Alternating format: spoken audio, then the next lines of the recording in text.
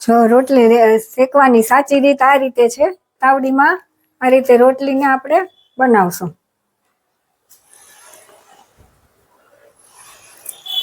એક પડ ચડી જાય એટલે આ રીતે આપણે રોટલી આમાં તાવડીમાં જ આ રીતે ત્રણેય પડ ચોડવાના છે.